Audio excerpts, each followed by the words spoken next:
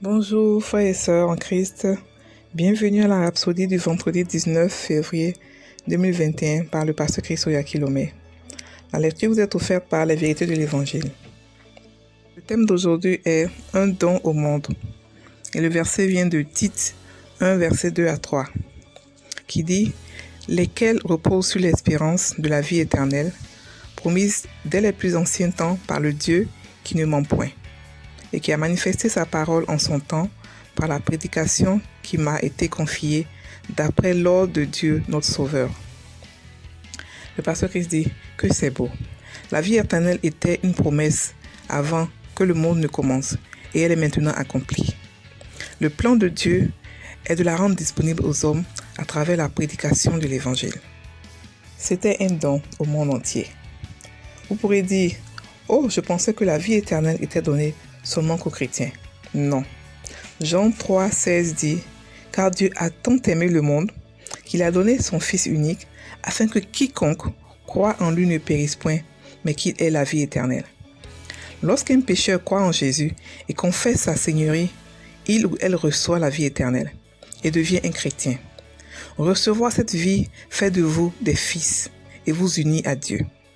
Jésus disait dans Jean 5, verset 26, « Car comme le Père a la vie en lui-même, ainsi il a donné au Fils d'avoir la vie en lui-même. » Jean nous raconte dans son épître 1 Jean 5, verset 11 à 12, et voici ce témoignage, c'est que Dieu nous a donné la vie éternelle et que cette vie est dans son Fils. Celui qui a le Fils a la vie, celui qui n'a pas le Fils n'a pas la vie. La vie éternelle est la possession actuelle de celui qui a reçu Jésus. Cette vie est dans son Fils. Celui qui a le Fils a la vie. Pour plusieurs personnes, la vie éternelle signifie la vie qui continue à perpétuité. Mais cela n'est qu'une partie de ce que la vie éternelle est. La vie éternelle est une vie supérieure, la nature de Dieu, la divine vie. C'est l'essence de la divinité. Cette vie est en vous, vous rend supérieur à Satan. C'est la vie et la nature de Dieu. Et elle a supplanté votre vie humaine lorsque vous êtes né de nouveau. Gloire à Dieu. Alors aujourd'hui, le pasteur nous parle de la vie éternelle, ce que c'est que la vie éternelle. Il nous explique que la vie éternelle, c'est pas seulement vivre éternellement, comme beaucoup de personnes le pensent, mais c'est la vie de Dieu. C'est la nature de Dieu. C'est ce qui fait Dieu aujourd'hui. C'est la divinité. Donc il explique que lorsque vous naissez de nouveau, n'importe qui naît de nouveau, il reçoit la vie éternelle. Il reçoit la vie éternelle. Et que la vie éternelle, ce n'est pas seulement que pour les chrétiens.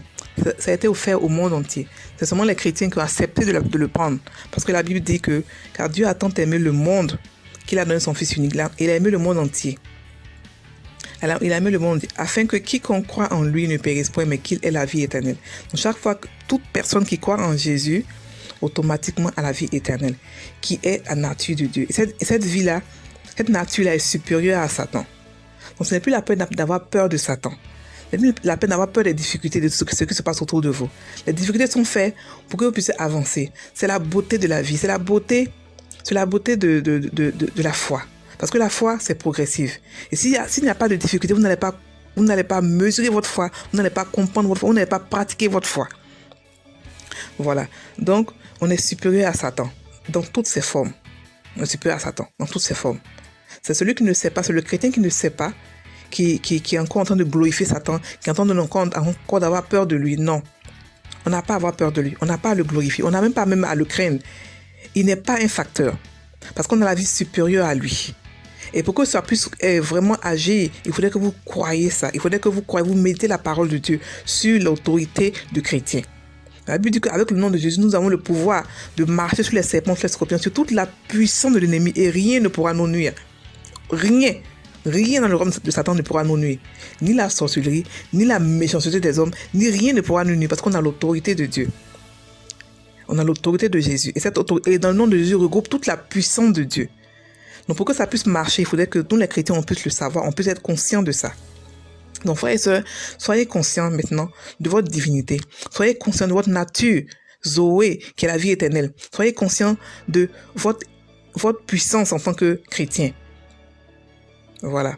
Et puis soyez aussi conscients que nous devons pratiquer l'amour.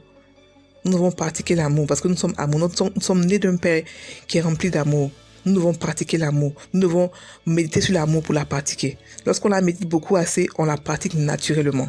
C'est ça la puissance de la méditation. C'est ça le secret de la méditation. Lorsque vous mettez beaucoup la parole de Dieu, vous commencez à la pratiquer sans vous en rendre compte. Vous commencez à pratiquer l'amour, vous commencez à pratiquer la patience, vous commencez à être autoritaire devant Satan, pas devant les hommes. Les hommes, ce qu'on a à être devant les hommes, c'est l'amour. Parce qu'on domine, mais on domine avec beaucoup d'amour. Parce qu'on est un enfant, nous sommes des enfants plutôt d'un Dieu d'amour. Donc frère, je vous exhorte, frère, à comprendre votre nature qui est la nature de Dieu, la vie éternelle que vous avez. Vous avez Zoé. Ok. Donc maintenant, on va faire la confession. Vous pouvez répéter après moi. La vie éternelle est dans mon esprit. Je ne suis pas ordinaire. La vie divine circule dans mon être.